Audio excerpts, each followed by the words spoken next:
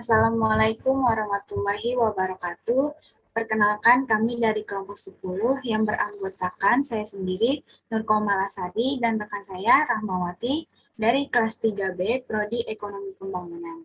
Pada kesempatan kali ini, kami akan mempresentasikan paper kami dengan tema SDGs ke-10, yaitu pengurangan ketimpangan.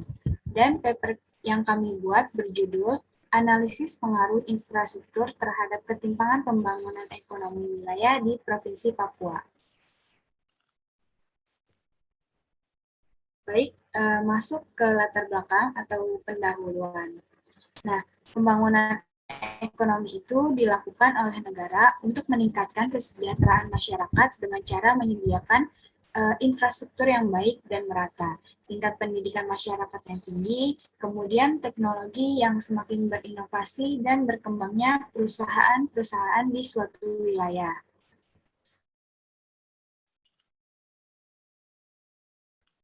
Menurut Todaro, tujuan utama yaitu menciptakan pertumbuhan yang tinggi, menghapus dan mengurangi tingkat kemiskinan, mengurangi ketimpangan pendapatan, dan juga tingkat pengangguran.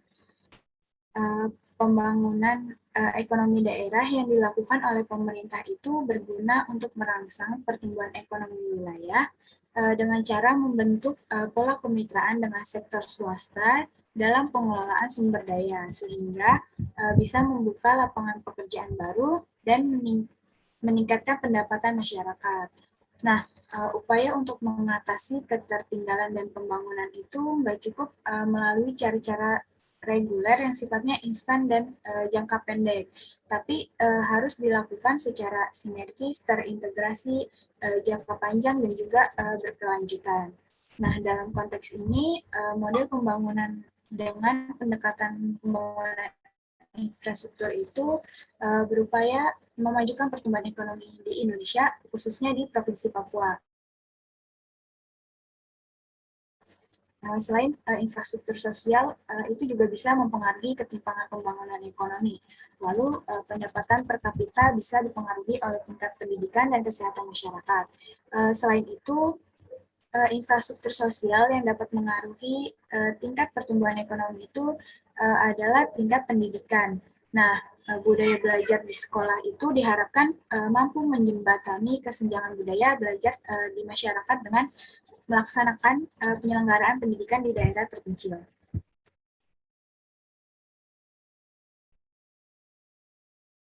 Nah, pada paper kami ini, kami memakai penelitian prosedur pemecahan masalah yang diselidiki dengan menggambarkan keadaan subjek atau objek dalam penelitian dapat berupa orang, lembaga, masyarakat, dan lain. Berdasarkan fakta-fakta digunakan pada penelitian ini adalah data sekunder yang dimana diperoleh dari berbagai sumber seperti studi pustaka, BPS, dan juga Bapeda Papua.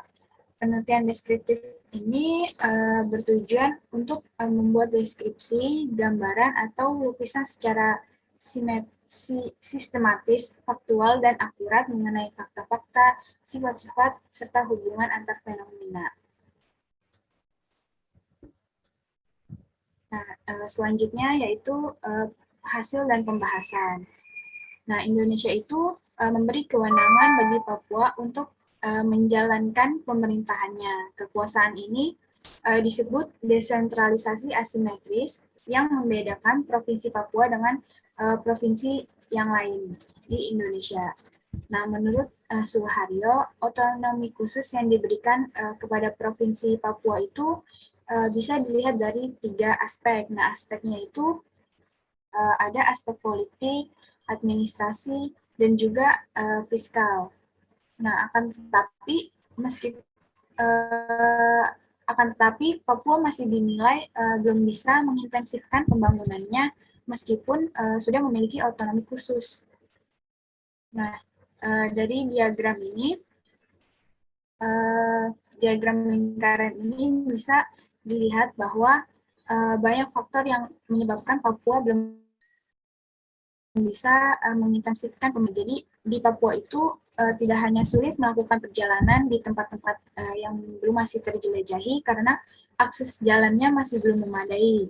Nah, masalah lain termasuk isu yang memperebutkan kemerdekaan Papua yang udah bergejolak dari sejak tahun 1988, bahkan menyebabkan kekerasan terhadap pekerja asing di luar daerah tersebut. Nah, Presiden Joko Widodo juga menyatakan kalau misalnya pembangunan di Papua itu sangat sulit karena banyaknya halangan yang terjadi di Papua. Nah, misalnya tadi karena akses jalan yang kurang memadai. Kemudian karena ada konflik antara pemerintah dengan tokoh adat setempat, terus juga kepercayaan masyarakat terhadap pemerintah masih rendah, dan lain sebagainya.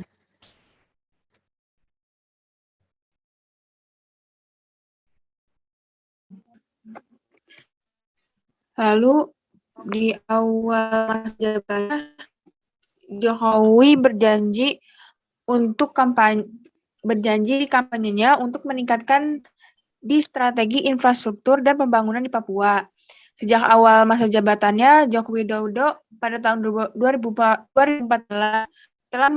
pemerintah telah mengeluarkan 100 triliun atau 6,9 miliar US dollar, yang mana pada dana segitu akan dibangun bandara, akses listrik, jembatan, dan pos perbatasan. Yang dimana alasan Presiden membangun bandara itu agar konektivitas dan suplai logistik berjalan baik dan juga untuk mempermudah akses untuk berwisata ke Papua. Yang kedua ada akses listrik. Yang ketiga ada jembatan. Fungsi jembatan ini yaitu untuk meningkatkan kelancaran lalu lintas, angkutan barang, dan khususnya dalam menghubungkan daerah satu dengan daerah yang lainnya. Lalu ada pos perbatasan, yang pos perbatasan ini berfungsi untuk melayani pelintas batas tradisional. Next.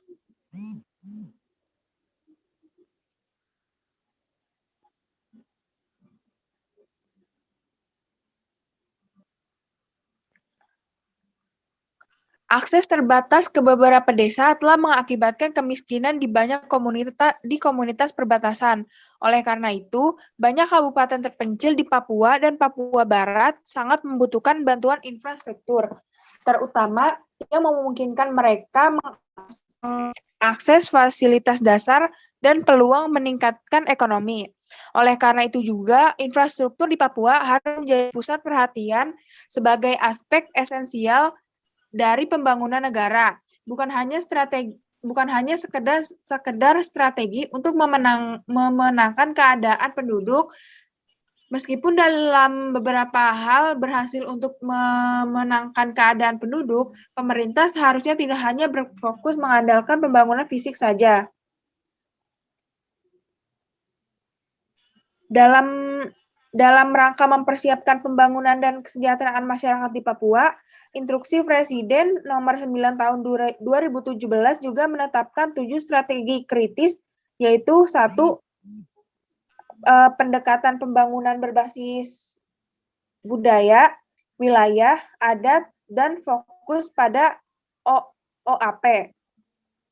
Lalu, yang kedua yaitu locus of frontier atau perbatasan terpencil dan belum berkembang.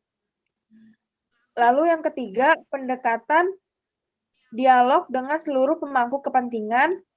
Yang keempat, membantu aparat pemerintah daerah dan masyarakat melalui bimbingan materi pelatihan singkat tentang perencanaan dengan konsep. Lalu yang kelima, ada pemberdayaan dan partisipasi aktif masyarakat lokal.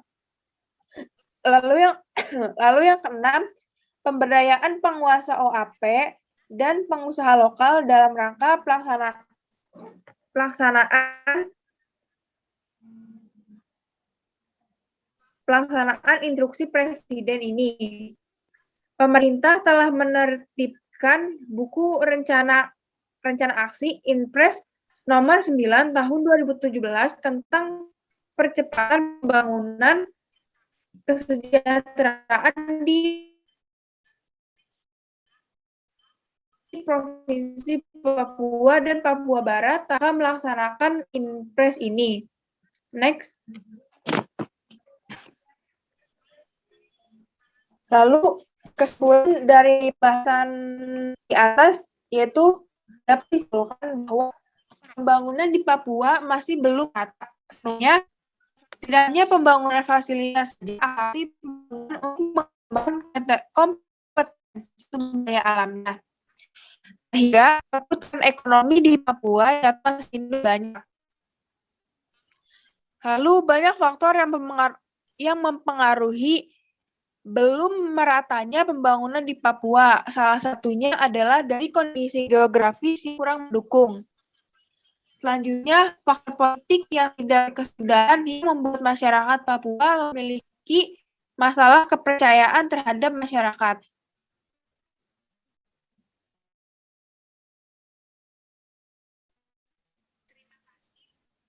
Terima kasih dari kelompok kami, kelompok 10.